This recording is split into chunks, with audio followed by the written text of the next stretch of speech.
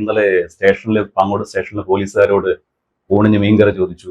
വൈകിട്ട് ഭക്ഷണം കൊടുത്തപ്പോൾ കഴിക്കാൻ പറ്റില്ല എന്ന് പറഞ്ഞു. കാരണം ചോദിച്ചപ്പോൾ ഞാൻ സാധാരണ പൊറോട്ടയും ചിക്കൻ കറിയാണ് കഴിക്കുക, അത് വേണമെന്ന് പറഞ്ഞു.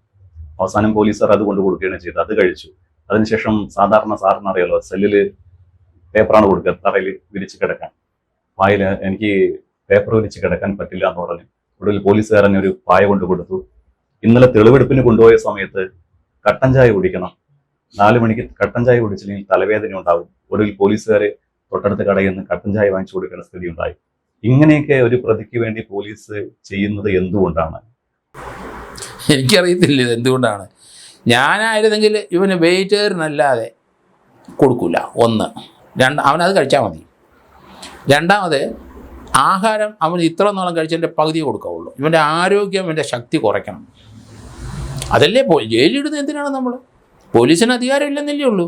പക്ഷേ ആഹാര കാര്യത്തിൽ പോലീസ് ജീവൻ നിലനിർത്താൻ ആഹാരം കൊടുത്താൽ മതി. എന്നാലും ഇവന് ഒതുങ്ങുള്ളൂ. ഇവനെ വീട്ടിൽ കഴിഞ്ഞാൽ അതേ രീതിയിൽ തന്നെയുള്ള ഭക്ഷണ പദാർത്ഥങ്ങൾ പോലീസിൽ കൊടുത്ത് ഇവനെ പെരുക്കിക്കൊണ്ടിരിക്കുകയാണ്. നല്ലതല്ലത്, പോലീസിന് ദൂഷ്യം ചെയ്യും. അവന് സാധാരണ വെയിറ്റേറിനല്ലാതെ ഒരു ഭക്ഷണം കൊടുക്കരുത്. അത് ആഹാരം ക്രമീകരിക്കണം. രാവിലെ 2 ദോശ മതിയെങ്കിൽ 2 ദോശയെ കൊടുക്കാവുള്ളൂ. ഉച്ചശേഷം ഒരു ചോറ്, ഒരു കറിയേ കൊടുക്കാവുള്ളൂ.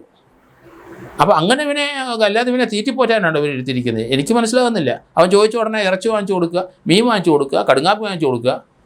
അങ്ങനെയൊന്നും പോലീസിൽ ഒരു പ്രൊവിഷൻ ഇല്ല. പോലീസിൽ ഒരാൾക്ക് ഒരു DA, ഒരു പ്രതിക്ക് എത്ര രൂപ കൊടുക്കാമെന്ന് കൃത്യം കണക്കുണ്ട്. ആ പൈസ അതിനുള്ള സാധനം വാങ്ങിച്ചു കൊടുത്താൽ മതി. അല്ലാത്ത രീതിയിൽ അവനെ പരിപോഷിപ്പിക്കുന്നത് നല്ലതല്ല. അത് അവന് ഒന്നുകൂടെ വീര്യം കൂടും.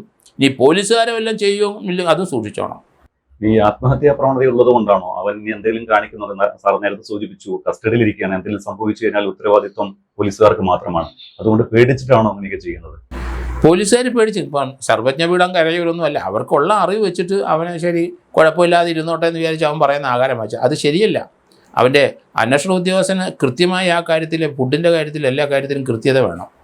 ഇവനെ ആരോഗ്യം കുറയ്ക്കണം, ഇവന് ഫുഡ് കുറയ്ക്കണം, ഇവന് നല്ല ഭക്ഷണം കൊടുക്കരുത്. നല്ല ഭക്ഷണം എന്ന് പറഞ്ഞാൽ ജീവൻ നിലനിർത്താനുള്ള ഭക്ഷണം കൊടുത്താൽ പോരെ, കൊല്ലാനൊന്നും അല്ലല്ലോ. ഭക്ഷണം കഴിക്കില്ല എന്ന് പറയുമ്പോൾ കഴിക്കണ്ട, ആശുപത്രിയിൽ അഡ്മിറ്റ് ചെയ്തിട്ട് ഇഞ്ചക്ഷൻ കൊടുത്താൽ പോരെ. നമുക്ക് അതിനൊക്കെ എന്ത് സംവിധാനമുണ്ട്?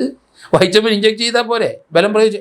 2 ദിവസം പോലീസ് കസ്റ്റഡിയിൽ കിട്ടും, തെളിവെടുപ്പ് നടത്തണം, ഒരു പിടി പരിപാടികൾ കിടക്കുകയല്ലേ. അപ്പോൾ ഇതിനിടയിൽ ഇനി ആ ഹോസ്പിറ്റലിൽ കൂടി കയറ്റി കഴിഞ്ഞാൽ പോലീസിന് സമയമല്ലേ പോകുന്നത്? പോലീസ് മടുത്ത് ഹോസ്പിറ്റലിൽ കയറ്റി മടുത്തു.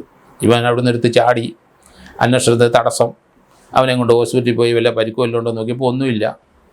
ഓരോരോ സംഗതികൾ അവൻ സൃഷ്ടിച്ചുകൊണ്ടിരിക്കും. അവൻ്റെ അടുത്ത് മര്യാദയൊന്നും പറ്റില്ല. അവനോട് നല്ല പക്ക ക്രിമിനലായിട്ട് കൈകാര്യം ചെയ്യുന്ന പോലെ തന്നെ കൈകാര്യം ചെയ്യാൻ പോലീസ് ഉദ്യോഗസ്ഥന്മാർ പഠിക്കണം. ഇവരത് പഠിച്ചിട്ടുണ്ടെന്ന് എനിക്ക് തോന്നുന്നുണ്ട്. ഞാൻ അതുകൊണ്ടാണ് അത് പറയുന്നത്. അങ്ങനെയല്ല ഇവനെ പോലുള്ള ക്രിമിനലിനെ കൈകാര്യം ചെയ്യേണ്ടത്, അങ്ങനെയല്ല. അതിനൊക്കെ പ്രത്യേക സംവിധാനം പോലീസിനുണ്ട്.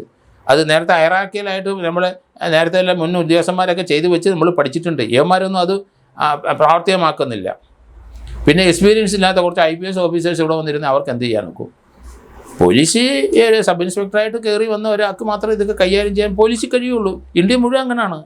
അല്ല ഒരു IPS കിട്ടിയ ADGP DGP എന്ന് പറഞ്ഞാൽ ഒന്നും അറിഞ്ഞൂടാ അവർക്ക്.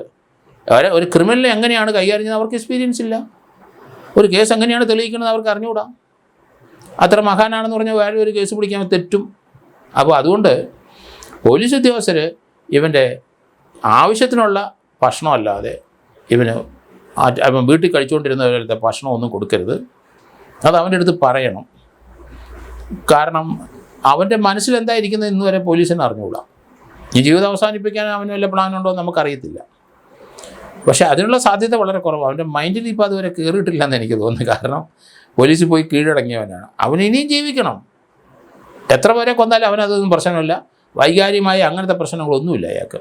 ആ കൊച്ചിനെ, ഇളയ കൊച്ചിനെ മറ്റേ പെൺകുട്ടിയും കൊന്നെന്ന് പറഞ്ഞാൽ നമുക്ക് അത് എക്സ്പ്ലെയിൻ ചെയ്യാൻ പറ്റില്ല.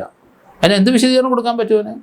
സ്വന്തം അമ്മയെ ഇതിനെല്ലാം കൂട്ടുനിന്ന് ഇവനെ ഇത്രയും ലാളിച്ച് വളർത്തി ആവശ്യമുള്ള പണം കൊടുത്ത് അല്ലെ ഇവനെ മോശക്കാരനാക്കി അമ്മയെ കൊല്ലുന്നത് എന്തിനാണ്? ഇവനെ അത് നമ്മൾ അംഗീകരിക്കാൻ പറ്റില്ല. ആ വല്യമ്മയെ കൊല്ലുന്നത് എന്തിനാണ്? അവരെ തള്ളിയിട്ടിട്ട് ബലം പ്രയോഗിച്ച് ആ സാധനം എടുത്തുകൊണ്ട് പോയാൽ പോരെ. പ്രായോഗിക ബുദ്ധി ഇല്ലാത്തവനാണ്. അപ്പോൾ അത് വേറെ. അതുകൊണ്ടാണ് ഞാൻ ഇത് ഡിഫർ ചെയ്യുന്നത്. അപ്പൻ്റെ ചേട്ടനെയും ചേട്ടൻ്റെ ഭാര്യ എന്തിനാകുന്നത്? ഇതിനൊന്നും വിശദീകരണമില്ല. പകയൊന്നും പറഞ്ഞാൽ അത് എൻ്റെ അടുത്ത് ചിലവാകത്തില്ല. പകയെന്നൊക്കെ പറയുന്നത് എന്തിനാണ് പക? എന്ത് പക? അവരെന്നെ ഇവൻ്റെ വല്ല മോട്ടിച്ചോണ്ട് പോയാ? അതുകൊണ്ട് എന്താണ് പറയുന്നത് എനിക്ക് മനസ്സിലാകുന്നില്ല. ഇതൊക്കെ ചുമ്മാ ഡാവ് ഓരോ നമ്പരല്ല, അതിലൊന്നും പോലീസ് വീരരുത്. ഇവനെ പക്ക ക്രിമിനലായിട്ട് തന്നെ കൈകാര്യം ചെയ്ത് ഇവനെ തൂക്കാൻ വിധിച്ച് നമുക്ക് സമൂഹത്തിൽ നിന്ന് ഇവനെ കളയണമെന്നാണ് ഞാൻ പറയുന്നത്. അതാണ് പോലീസ് ചെയ്യേണ്ടത്. ഇവൻ എങ്ങനെയാണ് ഇതൊക്കെ പഠിച്ചത്?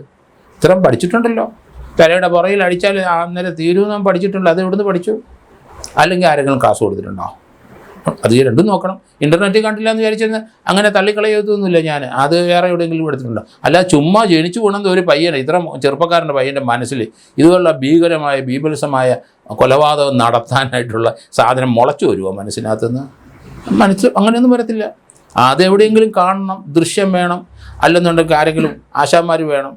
കളരിയൊക്കെ കരാട്ടയൊക്കെ പഠിച്ചെന്ന് പറഞ്ഞാൽ ആരെങ്കിലും വിശ്വസിക്കുമോ? ആശാൻ വേണം, അല്ലാതെ ഒന്നും നടക്കത്തില്ല. അതുകൊണ്ട് അവൻ്റെ ആ വേലയൊന്നും നടക്കത്തില്ല പോലീസിൻ്റെ അടുത്ത്. ഞാനങ്ങനെ കരുത്. പോലീസ് വളരെ സൂക്ഷിക്കണം. കാരണം അവനെ ജീവനോടെ കിട്ടുമോ ഇല്ലയോ എന്നുള്ളതാണ് വേറൊരു പ്രശ്നം. പല പല അഭ്യാസങ്ങൾ ഇറക്കി തുടങ്ങിയിട്ടുണ്ട്.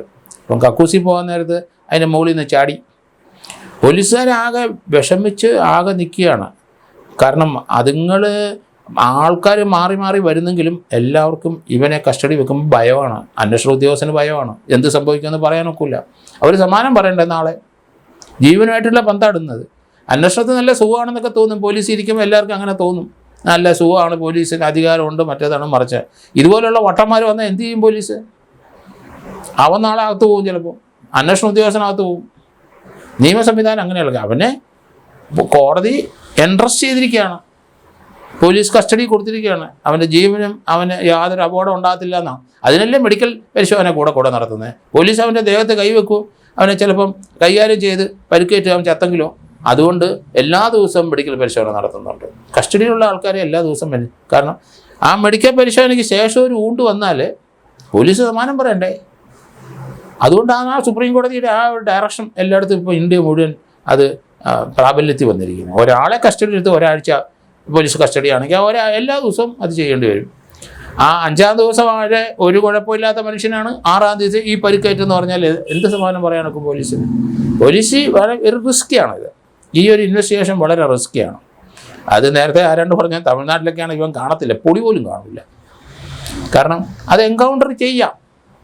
അതിനൊക്കെ അധികാരം പോലീസിന് ആരും വിനിയോഗിക്കുക. തമിഴ്നാട് പോലീസും ആന്ധ്ര പോലീസും ഡൽഹി പോലീസും ബോംബെ പോലീസും ഒക്കെ വിനിയോഗിക്കും. കേരളത്തിൽ അതിനുള്ള ഗട്ട്സ് ഇല്ല ഇവിടെ ആർക്കും. നിയമപരമല്ല, ഒരു വയലൻ്റായ ഒരുത്തനെ കസ്റ്റഡിയിൽ ചാടിപ്പോൾ അവനെ വെടിവെച്ചിടാമല്ലേ?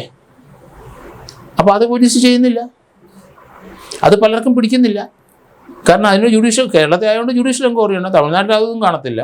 കസ്റ്റഡിയിൽ നിന്ന് ഒരുത്തൻ ചാടിപ്പോയെന്ന് പറഞ്ഞാൽ അവനെ വെടിവെച്ചിടും, കൊല്ലും. പക്ഷേ ഇവിടെ ആരും അതിന് തയ്യാറാകത്തില്ല. കാരണം ആ രീതിയിലുള്ള അന്വേഷണം കൊണ്ടൊന്നും ഒരു പ്രയോജനം ഉണ്ടാകത്തില്ല. കാരണം ഒതുക്കേണ്ടവനെ ഒതുക്കിയേ പറ്റുള്ളൂ. ഏത് ഗുണ്ടയായാലും ശരി, അവൻ അടിയേ പേടിയുള്ളൂ. അതുകൊണ്ടല്ല അവൻ ഗുണ്ടയായത്. അടി കൊടുക്കേണ്ടടുത്ത് കൊടുക്കും. അമേരിക്കൻ പോലീസ് ലോകത്തിലെ ഏറ്റവും വലിയ പോലീസാന്ന് പറഞ്ഞാലും നല്ല അടി അവിടെ കൊടുക്കും. ഇങ്ങനെയുള്ളവനെയൊക്കെ ഉപദേശിച്ചുകൊണ്ടൊന്നും ഒന്നും മാറാൻ പോകുന്നില്ല. ഇവൻ്റെ മൈൻഡെല്ലാം മാറി ക്രിമിനൽ മൈൻഡായിട്ട് കിടക്കുന്നവനെ എന്ത് പേടിയുണ്ടവന്? അവൻ ആരോഗ്യം പോകുമെന്ന് തോന്നുന്ന രീതിയിലുള്ള ഏമതെണ്ണം കിട്ടുന്നുണ്ട്, അവൻ താന്നു വരും. അതുകൊണ്ടാണ് കുട്ടികളെ നമ്മൾ സ്കൂളിൽ പഠിക്കുന്ന, അല്ലെങ്കിൽ കോളേജിൽ പഠിക്കുന്ന, അല്ലെന്നുണ്ടെങ്കിൽ വീട്ടിൽ പഠിപ്പിക്കുന്ന കുട്ടികളെ ചെറിയ വടി കൊണ്ടൊക്കെ അടിച്ചടിച്ചാണ് നമ്മൾ അവരെ കൊണ്ടുപോകുന്നത്. അത് മാറി. അതുകൊണ്ടാണ് കേരളത്തിൽ മുഴുവൻ കുട്ടികൾ ഇപ്പോൾ എല്ലാവരും കൊല്ലാൻ. അവനൊന്നും പേടിക്കണ്ട, അവന് നല്ല ധൈര്യമാണ്. 12 വയസ്സ് മുതൽ 18 വയസ്സ് വരെ അവന് പ്രൊട്ടക്ഷൻ ഉണ്ടെന്ന്. ആരാണ്? അവനൊരു പ്രൊട്ടക്ഷനും ഇല്ല. 12 വയസ്സിന് താഴെയുള്ളവർക്ക് പ്രൊട്ടക്ഷൻ ഉണ്ട്, മുകളിലോട്ടുള്ളവർക്ക് പ്രൊട്ടക്ഷൻ ഇല്ല. അത് ജുഡീഷ്യൽ കോടതിയിലൊക്കെ ട്രയൽ ചെയ്യുന്ന പോലെ അല്ല. ജുവനൈൽ ജസ്റ്റിസ് കോടതിയിൽ മർഡർ കേസാണെങ്കിൽ മർഡർ കേസിന് ട്രയൽ ചെയ്യണം. അതുകൊണ്ട് അങ്ങനെ ആരും ഇവിടെ മിടുക്കന്മാരാകാൻ ശ്രമിക്കരുത്. കുട്ടികൾക്ക് നല്ല അറിവുള്ള കുട്ടികളാണ് ഇപ്പോൾ. അതുകൊണ്ട് പ്രൊട്ടക്ഷനുണ്ട്. അണ്ടർ 18, 12 മുകളിൽ. ഇവനെ നേരത്തെ പറഞ്ഞല്ലോ, കൂട്ടമായിട്ട് കൊന്നാൽ അതിന് നടപടിയില്ലാതെ. ഇവനൊക്കെ ഏത് ലോകത്താണെന്ന് എനിക്ക് മനസ്സിലാകുന്നില്ല. ഇവരുടെ അടുത്തൊന്നും ഈ കൺസെഷൻ കാണിക്കാൻ പാടില്ല. അതുകൊണ്ടാണ് ഗവൺമെൻറ് ഇപ്പം ഷഫാസിനെ ഒരാളെ കൊന്നിട്ട്, അയാളെ കൊന്നിട്ട് പിറ്റേ ദിവസം പരീക്ഷ എഴുതുന്നില്ല. അതൊക്കെ നല്ല ലക്ഷണമല്ല. ഒരു 3 വർഷം കഴിഞ്ഞ് അവന് പരീക്ഷ എഴുതാവുള്ളൂ. അവനൊരു പണിഷ്മെൻറ്റ് വേണ്ടേ? അങ്ങനെയെങ്കിലും അതിനകത്ത് അവിടുത്തെ ഇവിടുത്തെ സാമൂഹിക രംഗത്ത് പ്രവർത്തിക്കുന്നവരുടെയൊക്കെ ഞാൻ എതിരാണ് ആ കാര്യത്തിൽ. ഒരിക്കലും ചെയ്യാൻ പാടില്ല. അവരാണ് ഇത് പ്രൊമോട്ട് ചെയ്യുന്നത്. ഈ കുട്ടികൾക്ക് വളം വെച്ച് കൊടുക്കുന്നത് ഇങ്ങനെയുള്ളവരാണ്. അതൊക്കെ എന്ത് ചിന്താഗതിയാണെന്ന് എനിക്ക് മനസ്സിലാകുന്നില്ല. പണിഷ്മെൻറ്റ് എന്തിനാണ് വെച്ചത്? ഇന്ത്യൻ പീനൽ കോഡിൽ അല്ലെങ്കിൽ BNS പണിഷ്മെൻറ്റ് വെച്ചിരിക്കുന്നതാണ്. അവൻ എന്തെങ്കിലും ഒരുത്തിനും ഉപദ്രവിച്ച് ചവിട്ടുകയും ചെയ്ത് അതിന് ശിക്ഷ 6 മാസം അല്ലെ 3 വർഷം അകത്ത് കിടക്കണം. എങ്കിലേ മനുഷ്യർ അങ്ങനെയാണ് ഈ സൊസൈറ്റി നിലനിർത്തുന്നത്. അതിന് ഘടകവിരുദ്ധമായാണ് ആ പയ്യനെ കൊന്നിട്ട് അവരെ പരീക്ഷയ്ക്ക് എഴുതാൻ വിട്ടത്. ഒരിക്കലും ശരിയായില്ല എന്ന് ഞാൻ കൂടെ പറയുന്നതിൻ്റെ കാരണം അത് അങ്ങനെയല്ല ഇത് കൈകാര്യം ചെയ്യണം. ആരാണ് അത് ഇവന് വേണ്ടി ഈ കുട്ടികൾക്ക് വേണ്ടി സപ്പോർട്ട് ചെയ്ത് ആ തന്തയും തള്ളയും കൂടെ പ്രതിയാക്കണമെന്നാണ് ഞാൻ പറയുന്നത്. സമൂഹം ഈ കൈവിട്ടു പോയി, കാര്യങ്ങളെല്ലാം കൈവിട്ടു പോയി കഴിഞ്ഞ് ഇനി തിരിച്ചു പിടിക്കാൻ പറ്റുമെന്ന് എനിക്ക് തോന്നുന്നില്ല. അതുകൊണ്ടാണ് അങ്ങനെയുള്ള ഒരു കഥാപാത്രമാണ് ഇപ്പം നമുക്ക് ഈ ഇവിടുത്തെ കേസിൽ ഈ പയ്യനും അങ്ങനെയാണ്. അവൻ അങ്ങനെ വളർന്നു വന്നിരിക്കുന്നു. ഇപ്പോഴത്തെ തലമുറയുടെ റെപ്രസെൻറ്റേറ്റീവ് ആണ് അവൻ.